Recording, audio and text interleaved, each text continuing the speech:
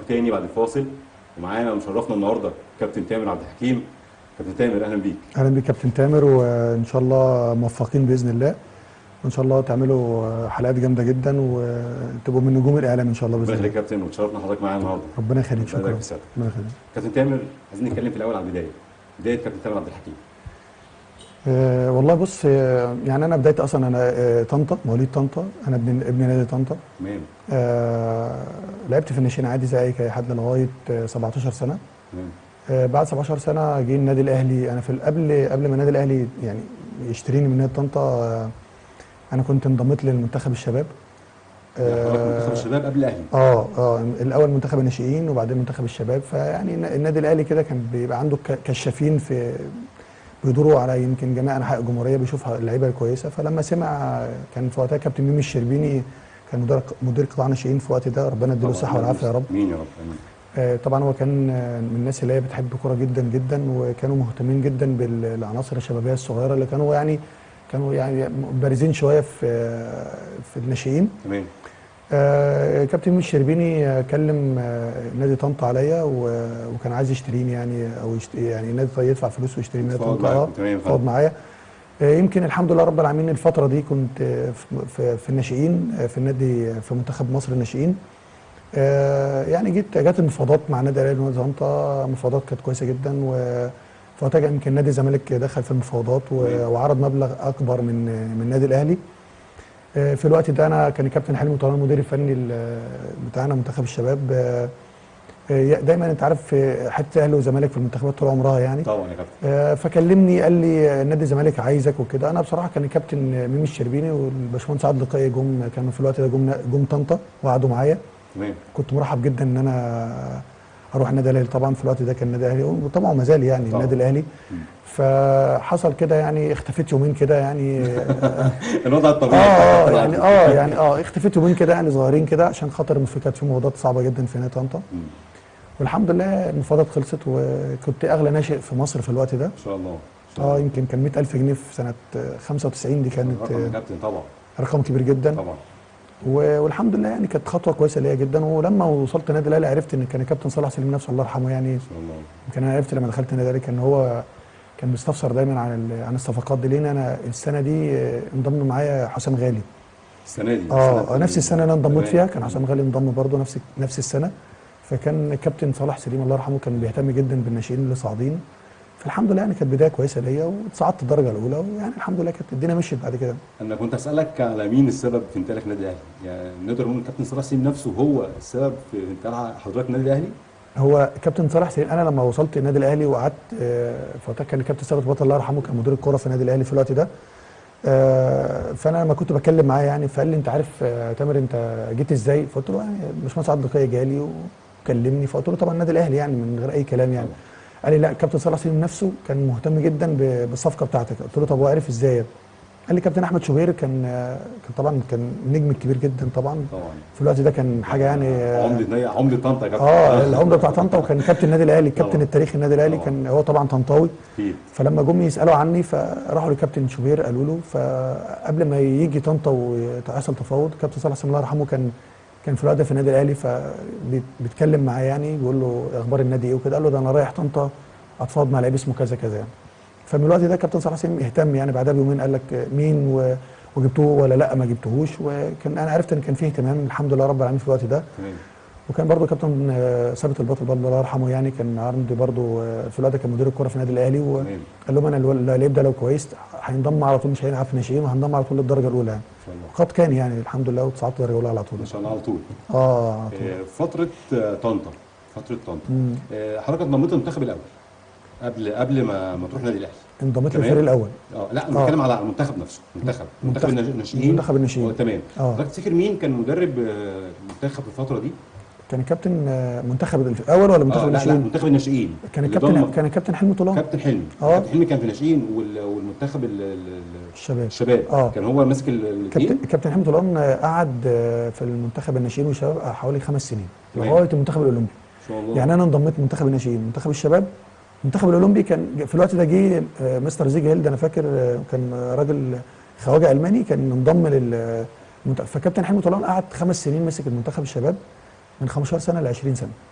5 سنين دولت الناشئين الشباب. كابتن حلمي طولان. كابتن حلمي طولان. وكان عندنا ماتش شهير جدا، مش عارف الناس هيفتكروه ولا لا. احنا كنا هنا كسبنا اثيوبيا في مصر 5-0. هنا كابتن ماتش 5. 5-0.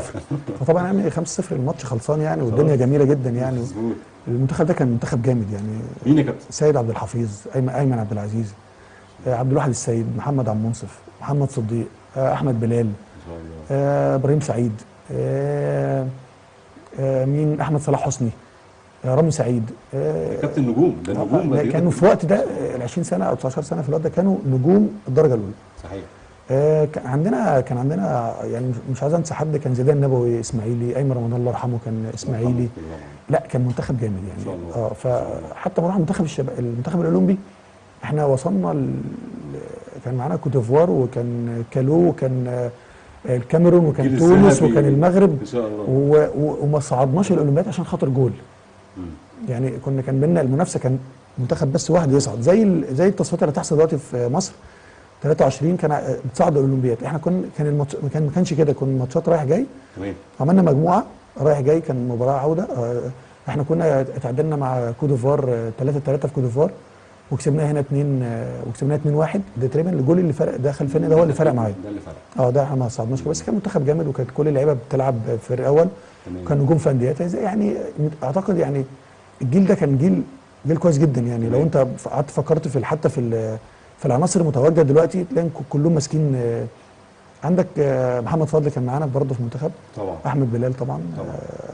كان بقى حسام غالي انضم شويه، الجيل كان قبلنا شويه، بس كان يعني اكتر عناصر متواجده كانوا عناصر كلهم مميزين جدا في الفريق الاول قبل ما يصعدوا. حتى السن اللي هو ال 22 سنه او من 18 سنه هم مميزين جدا يعني. تمام يا كابتن، تمام. نرجع لموضوع الخمسه بتوع اثيوبيا. الخمسه احنا كنا كسبانين اثيوبيا 5-0. تمام. ورحنا هناك قلنا بقى يعني نزهه زي ما بيقولوا، رحنا يعني مش عايز اقول لك الرطوبه كانت عامله ازاي وفوق سطح البحر والكلام ده. طبعا ما عندناش خبره في افريقيا قوي. تمام. رحنا لعبنا في افريقيا صح، رحنا غانا مره، نيجيريا، بس اللي احنا نتعامل مع قصه كده يعني، والدنيا تبقى الجو يبقى رهيب كده، لا كان صعب جدا. خدنا الاول في الثاني في الثالث، فقلنا ربنا يسهل يمكن نجيب جول ولا حاجه. ما شفناش الشوط الثاني يعني، الرابع والخامس الحمد لله، مش عايز اقول لك يعني احنا الحمد لله حمدنا ربنا ان مفيش السادس. تمام. لعبنا ضربات جزاء في الوقت ده. كان محمد عبد المنصف هو الجول بتاعنا، ربنا كرمه صد ضربتين جزاء، والحمد لله يعني. مش عايز اقول لك كانت هتبقى نكسه يعني جامده. لا خالص طبعًا. يعني. طبعًا. من الحاجات تبقى تخسر 5 ماشي، بس تخسر كمان وما تصعدش، دي كانت هتبقى صعبه جدا. فالحمد لله ربنا سترها يعني. الحمد لله. هنتكلم عن تصعيد حضرتك للفريق الاول النادي الاهلي. حضرتك لما جيت كنت 17 سنه. تمام. لعبت قد ايه تحت؟ انا لعبت كان الوقت ده ما كانش فيه لغايه 21 سنه و 22 سنه يعني. كان 17 18 ده الموسم. لعبت 3 سنين، بس 3 سنين كلهم كنت اتمرن في الدرجه الاولى، بس كنت بلعب مع ناشئين تحت. تمام. كان هولمان سمع عني فصعدني. هولمان ده كان 5 سنين في النادي الاهلي، اخذ 5 دوري. تمام. وكان يعني الناس اللي كانوا الجيل اللي كان متواجد، لا يعني انا فاكر انا اول يوم تمرين رحت بغير لبسي مع اللعيبه، انا مكسوف اغير خايف. فجاء في الوقت ده كابتن رضا عبد العال طبعا بخفه دمه يعني، قال لي تعالى انت واقف تعمل ايه؟ انا قلت له بصراحه انا عايز اغير، بس كابتن حسام حسن على يميني وكابتن شوبير على شمالي وفيليكس وكابتن مجدي طلبه وكابتن اسامه، انا خايف البس بصراحه. فقلت له في بس اوضه كده جنب الاوضه ديت انا هروح البس فيها. قال لي قلت له والله يا كابتن سيبني عشان خاطري. ففعلا رحت اوضه كده جنب الاوضه بتاعت الدرجه الاولى الفريق الاول، ورحت وغيرت وجيت ونزلت بقى التمرين. بس طبعا كان جيل رهيب يعني. انا فاكر يعني انا اول ماتش لعبته مع النادي الاهلي رسمي بنلعب كاس مصر. طبعا النجوم الكبار كلهم كانوا في المنتخب، كابتن حسام وكابتن ابراهيم، وكان الكابتن محمد يوسف متواجد. انا فاكر التشكيل اللي انا لعبت اول مباراه كنت بلعب اسوان في اسوان. انا كنت بلعب المباراه دي كان في نص الملعب كابتن اسامه عربي، الكابتن مجدي طلبه، الكابتن رضا عبد العال. ان شاء الله.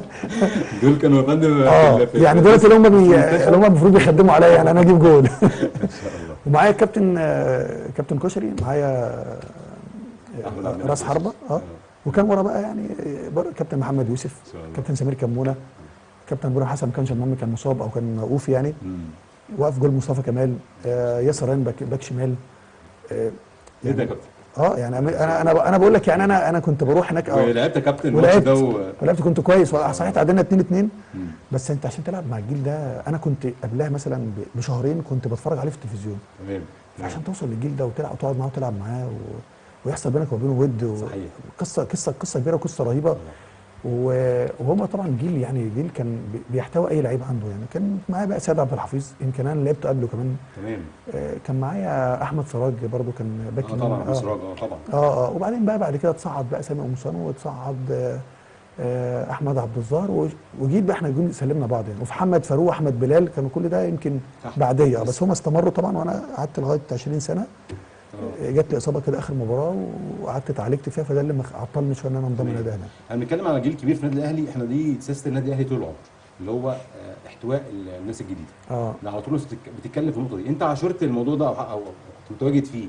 طبعا. ازاي يا كابتن الناس دي اصل الناس دي ما كانتش نجوم عاديه كانت نجوم كبار جدا جدا يعني بنتكلم عن رضا معال كابتن رضا معال طبعا يعني طبعا. لما انا افتح مجله زي الاهرام الرياضي والاقي المهاجم المستقبل تامر عبد الحكيم طب انا ويقول لي خد هو اللي اشترى لي المجله قال لي تامر قال لي تامر المجله دي ما كنتش اعرف بقى قال لي بص انا كاتب عليك ايه ويلا ومش عارف ايه. عشان كده الناس دي انا لغايه دلوقتي لما يعني لعبت كتير وبقيت مدرب دلوقتي والناس دي ما بنساش افضلها عليا يعني. حتى المعامله يمكن قابلت كابتن محمد يوسف قريب لا بعد المباراه بتاعت افريقيا انا كلمته في التليفون طمنت عليه وكده فبيقول لي يا تامر قلت له يا كابتن انت كنت ايام ما انا كنت صغير كنت بتعاملني ازاي؟ فانا ما انساش الناس اللي هي وقفت جنبي حتى بالكلمه كويسه وبالمعامله. وطبعا كابتن شوبير بيدعم اللعيب الصغير وبيخليه. انا كنت بروح اقعد مع كابتن حسام حسن لما مشيت من النادي الاهلي كنت بقعد معاه عشان خاطر انا بحبه عشان خاطر يعني كابتن حسام حسن كان يعني حاجه بالنسبه لي كبيره جدا طبعا. فكنت بروح اتلكك عشان اروح اقعد معاه شويه اعرف بيتكلم ازاي واخد خبره منه. بحب الناس الكبار وكابتن مجدي طلبه لغايه دلوقتي ليا اتصال بيه طبعا. كابتن محمد يوسف ليا اتصال بيه على طول. الكابتن اسامه عرابي الناس دي كلها ما انساش افضل عليا حتى في المعامله الكويسه زي ما بيقولوا يعني. ان شاء الله يا كابتن احنا جبنا اهداف في الفريق الاول. تفتكر اهم جول جبته او افضل جول بالنسبه لك؟ لا بص انا في الدرجه الاولى في الود جبت تمام. بس انا جبت جول في غزو دمياط ده كان الجول بتاعي في اللي انا تمام. ده اللي انا جبته لان طبعا انا عشان اتصعد العب دي كانت قصه رهيبه جدا كتير طبعا. يعني انا اول مباراه تاني مباراه بلعبها كنت بلعب وكان فيليكس قاعد احتياطي.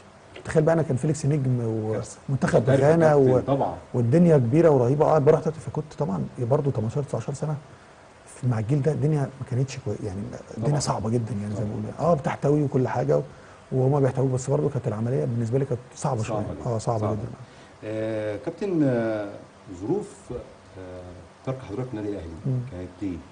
انا اخر مباراه اللي هي في الناشئين كانت مع المقاولين العرب وجبت جول في الناشئين وكان طبعا الاهلي والمقاولين العرب ده كانت قصه كبيره. كان محمد صديق بيلعب في المقاولين ولا كذا لعيب كويس جدا محمد ابو العز هيثم ده كان جيل يعني كان جامد وسامح كان جيل جامد في المقاولين وما بين الاهلي. اخر مباراه انا اتصبت وجالي قطع في الرباط الصليبي اخر مباراه في الناشئين. باشمهندس عبده كده رحت قعدت معاه وانا كان الدكتور احمد عاوز قال لي لا انت مش هتعمل عمليه وعندك قطع صغير وتقوي وكده. فطبعا عشان التقرير يروح من الدكتور ابو علي للدرجه الاولى ان انا مصاب وكان ايامها بقى 25 لعيب وكانت صعبه شويه. فكنت طبعا رحت اتعالجت واخدت فرصه بقى طبعا بعد كده في النادي الاهلي يعني الانديه اللي انا رحت لعبت فيها فالحمد لله يعني كان ليا فرصه بره. كان صعب ان انا اتواجد في النادي الاهلي الفتره دي عشان خاطر الاصابه يعني كانت الظروف صعبه يعني في الوقت ده كانت صعبه. كان محمد فاروق كان ماشي كويس جدا احمد بلال واحمد صلاح حسني كان عناصر كويسه جدا وقاعده وبرده نفس السن بس طبعا كانوا سلام وعندهم يعني طبعا عندهم الجهاز وكده يعني. طبعا كان سيبنا الاهلي يا كابتن ورحنا على فين؟ انا سبت الاهلي ورحت الاتحاد السكندري قعدت 3 سنين في الاتحاد السكندري. طبعا نادي كبير جدا لما خرجت منهم. واول سنه الاتحاد برضو كنت بلعب مع احمد الكباتن طبعا كبار كابتن احمد الكاس وكابتن احمد ساري ومحمد ابراهيم وعصام ربيع. جيل يا كابتن جيل يعني جيل يعني حاجه يعني كان برضو ما يقلش عن اهميه عن النادي الاهلي يعني يعني كابتن احمد الكاس انا بعتبره دلوقتي اللعيب الكامل في الكوره. بيلعب برجليه اليمين وبرجليه الشمال وبالهيد وعنده بيعرف يراوغ ازاي وتلعب له الكوره في وسط 4 لعيبه لا ما تضيعش منه لا خالص ما فيش حاجه من الكلام ده. فانا كنت بتمتع مع الناس دي بصراحه. فالجيل ده كان برضو انا ساعدني ان الجيل ده كان ساعدني برضو جدا ان انا ابقى متواجد واخد الخبره معاهم. كابتن احمد ساري، كابتن عصام ربيع، كابتن اشرف عبد الحليم، دي ناس كلها يعني نجوم كبار جدا في النادي الاتحاد السكندري. فقعدت في الاتحاد السكندري 3 سنين. في نهايه 3 سنين كانت ظروف الاتحاد في الوقت ده كانت صعبه جدا اللي انا اتواجد فيه. جات لي فرصه في غزل المحله، كان كابتن مختار مدير فني في الوقت ده، وكان مدربي في الناشئين في النادي الاهلي. تمام، عارفك طبعا، عارف طبعا. وكانوا في الوقت ده كانوا بيلعبوا افريقيا. غزل المحله. غزل المحله. سنه كام يا كابتن؟ 2001 2002. تمام. لا 2004 غزل المحله كان متواجد في افريقيا. 2004. لان انا بعد كده لعبت في المقاولين برضه افريقيا 2006، فغزل المحله في 2004 ولعبنا مباراتين كويسين جدا في افريقيا. تمام. وخرجنا من اشانتي كوتوكو، طبعا نادي يعني في افريقيا. اتغلبنا في كوتوكو هناك في غانا 3-0، وجينا هنا في المحله كنا كسبانين 3-0 لغايه الدقيقه، وانا كنت جايب الجول الثالث، يعني انا كنت جايب الجول الثالث في كوتوكو لغايه الدقيقه 80 3-0. كويس قوي. جينا في الدقيقه 81 دخل فينا جول، فكان لازم نجيب جونين في الوقت ده.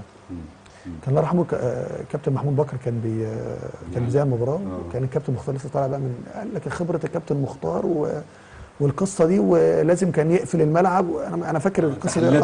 طبعا التحليلات اللي انت عارف كابتن محمود بكر طبعا. فجبنا الجول الرابع والماتش خلص 4-1.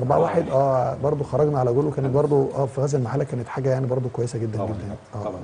كابتن احنا كان في احتراف خارجي؟ انا رحت الوحدات الاردني، قعدت فتره هناك. خرجت من المحله على الوحدات الاردني، قعدت فتره. كان الكابتن محمد عمر المدير الفني طبعا السكندراني الشهير يعني. كان هناك، قعدت هناك بس ما احترفتش كتير يعني. كانوا هم 3 شهور، كانوا فتره قليله. انا من النوع اللي انا ما بحبش يعني اسافر كتير يعني، مش من النوع اللي انا استحمل السفر مع ان قوي يعني، مع ان الوحدات الاردني كان حاجه يعني في طبعا فرقه كبيره وفرقه بطله يعني زي الاهلي والزمالك هنا. فانا كنت هناك يعني محترف، وكنت مبسوط جدا. بس كان رحت في شهر واحد زي ما بيقولوا الفتره دي، وما حاولتش اكمل تاني في الفتره دي خالص يعني. ما حبيتش تكمل؟ لا خالص يعني. انا ما بحبش الغربه زي ما بيقولوا. وانا برضو كنت شايف ان مصر والاردن مش النقله اللي هي في الاحتراف الجامده يعني. صحيح. صحيح. احنا سيبنا بقى موضوع الوحدات الاردني ورجعنا على مصر تاني. كملنا فين يا فندم؟ انا رحت المقاولين العرب. تمام. وكان برضو حظ كويس جدا ان انا لعبت في افريقيا في المقاولين العرب برضو. كان الكابتن غام سلطان مدير فني، ولعبت افريقيا في المقاولين العرب، وبرضو لعبت حاجه كويسه جدا. لعبنا، قعدنا فتره طويله في الكونفدراليه، وخرجنا برضو من دور الثمانيه، من دور اعتقد من دور الثمانيه. فكان برضو يعني خبره كويسه جدا اخذتها يعني. تمام. خلصنا كوره وخلصنا لعب واتجهنا للتدريب. كابتن محمد صلاح ابويا يعني ابويا في الكوره يعني انا كابتن صلاح اتعاملت معاه وانا لعيب في تليفونات بني سويف. تمام. وعملنا انجاز وانا لعيب، ان انا صعدت معاه وانا لعيب، صعدت مع كابتن صلاح. تمام. وكنت من المدربين اللي انا بتاثر بيهم جدا جدا يعني. انا وانا لعيب كنت يعني شايفه كده قدامي ان انا نفسي ابقى زيه في المعامله بتاعت اللعيبه، وبيعمل لعيبه ازاي. كابتن صلاح مدرسه في المعامله يعني. صحيح. مدرسه كبيره جدا في المعامله، يحببك فيه جدا، يخليك اللي انت تعمل كل حاجه عشان خاطره، قريب منك جدا، يقعد معاك في الاكل، يقعد معاك يفتح معاك في اوضه اللبس، يقعد معاك في المباراه، تلاقيه قاعد جنبك ان شاء الله.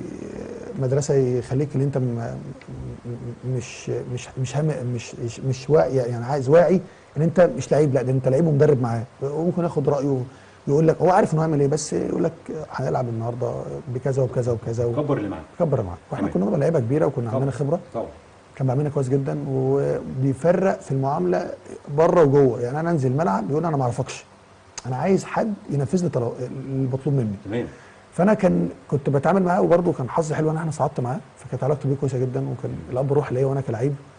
العلاقه قعدت مستمره جدا حتى مسافر السعوديه، ولما خلصت كوره وبطلت كوره، انا برده كنت علاقتي بيه كويسه جدا. ولما جت فرصه ان انا اشتغل معاه، اشتغلت معاه في حرس الحدود.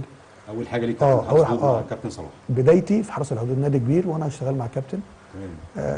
قعدت شهرين 3 كده، ويوم برضو القصه بتاعت الزمالك وطلبوه في الزمالك وكده. وهو ساب حرس الحدود في الفتره دي، استاذن منهم وراح مسك الزمالك. بس بعد كده انا يعني استمرينا مع بعض، والحمد لله كانت لنا كام تجربه كويسه جدا. ممتاز. نجوم المستقبل الحمد لله، وانا مدرب معاه كابتن سيد عبد العزيز، وانا وكابتن عبد الشافي. كان برضو يعني مجموعه كده حلوه جدا يعني، احسن مني مليون مره. كابتن صلاح طبعا الاب الروحي بتاعنا. قعدنا مع نجوم المستقبل، عملنا انجاز طبعا. نجوم المستقبل نادي صغير وعملنا انجاز، صعدنا دوري ممتاز طبعا. ما كملناش معاه. كملتوش يا كابتن؟ ما كملناش عشان الطموح والهدف بقى بيختلف كده. احنا عايزين نستمر في نادي يكون عنده طموح ان هو على الاقل البقاء في الدوري الممتاز. صحيح صحيح. فلما لقينا القصه كلها مش هيبقى عندهم الحافز وعندهم الطموح ان انت تفضل دوري ممتاز، مش محتاجين نكمل. احنا مش موضوع شغل اكتر منه طموح، واكتر منه ان انت تعمل بصمه يعني. عندك هدف يا كابتن وعايز تحققه، عايز توصل لحاجه معينه. عايزين نبقى حاجه كويسه. تمام يا كابتن. ف ما اختلفناش اصلا، ما قعدناش واتكلمنا في حته اللي احنا نكمل مع نجوم المستقبل. كانت رغبه متبادله. كابتن ليه طلبات معينه مش رئيس النادي مش هينفع ينفذها، ف يعني استأذنا ومشينا يعني. تمام تمام. كابتن تامر العميد. ايه حكايه العميد؟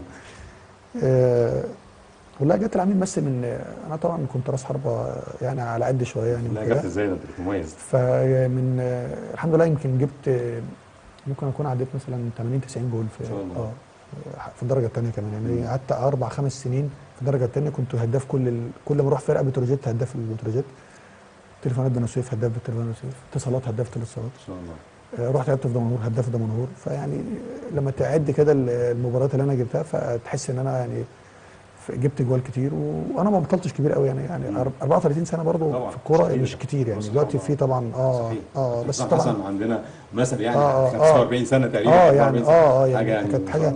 بس في الوقت ده كان قالوا لي بقى العميد، وهي بس جت الشهره من كده يعني.